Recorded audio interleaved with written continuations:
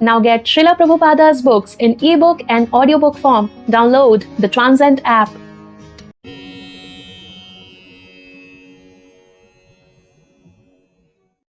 Let's begin the 26th chapter of Krishna book entitled as Wonderful Krishna.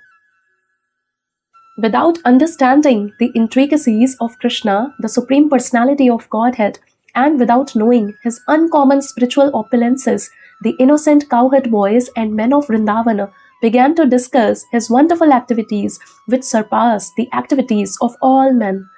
One of them said, "My dear friends, considering his wonderful activities, how is it possible that such an uncommon boy would come and live with us in Vrindavana?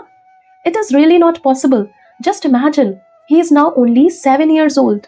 How is it possible for him to lift Govardhana hill in one hand and hold it up just as the king of elephants holds a lotus flower?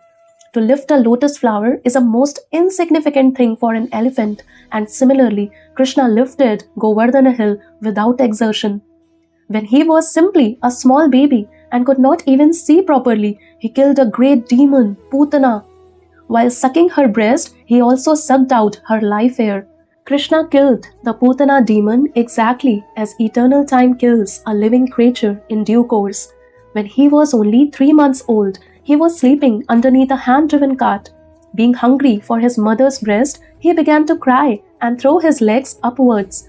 And from the kicking of his small feet, the cart immediately broke apart and fell to pieces. When he was only 1 year old, he was carried away by the Trinavarta demon disguised as a whirlwind, and although he was taken very high in the sky, he simply hung on the neck of the demon and forced him to fall from the sky and immediately die. Once his mother, being disturbed by his stealing butter, tied him to a wooden mortar, and the child pulled it toward a pair of trees known as Yamalarjuna and caused them to fall. Once, when he was engaged in tending the calves in the forest along with his elder brother Balarama, a demon named Bakasura appeared, and Krishna at once bifurcated the demon's beak. When the demon known as Vatsasura entered among the calves tended by Krishna with a desire to kill him, he immediately detected the demon, killed him, and threw him into a tree. When Krishna, along with his brother Balarama, entered the Talavana forest, the demon known as Dhenukasura, in the shape of an ass, attacked them and was immediately killed by Balarama, who caught his hind legs and threw him into a palm tree. Although the Dhenukasura demon was assisted by his cohorts, also in the shape of asses, all were killed, and the Talavana forest was then open for the use of the animals and inhabitants of Vrindavana. When Pralambasura entered among the Krishna's cowherd boyfriends, Krishna caused him to be killed by Balarama. Thereafter, Krishna saved his friends and cows from a severe forest fire, and he chastised the Kaliya serpent in the lake of the Yamuna river and forced him to leave the vicinity of the Yamuna. He thereby made the water of the Yamuna poisonless. Another one of the friends of Nanda Maharaja said, "My dear Nanda, we do not know why we are so attracted by your son, Krishna. We want to forget him, but this is impossible. Why are we so naturally affectionate toward him? Just imagine how wonderful it is. On one hand, he is only a boy of 7 years, and on the other hand, there is a huge hill like Govardhana hill, and he lifted it so easily. Oh Nanda Maharaj, we are now in great doubt. Your son, Krishna, must be one of the demigods. He is not at all an ordinary boy. Maybe he is the Supreme Personality of Godhead." On hearing the praises of the cowherd men in Vrindavana, King Nanda said, "My dear friends, in reply to you, I can simply present the statement of Garga Muni so that your doubts may be cleared. When he came to perform the name-giving ceremony, he said that this boy descends in different periods of time, in different colors, and that this time he has appeared in Vrindavana in a blackish color known as Krishna. Previously, he had a white color, then a red color, then a yellow color. He also said that this boy was once the son of Vasudeva, and everyone who knows of his previous birth calls him Vasudeva. Actually, he said that my son has many varieties of names according to his different qualities and activities.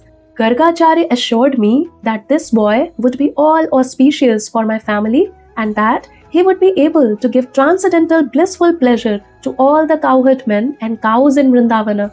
Even though we would be put into various kinds of difficulties, by the grace of this boy, we would be very easily freed from them.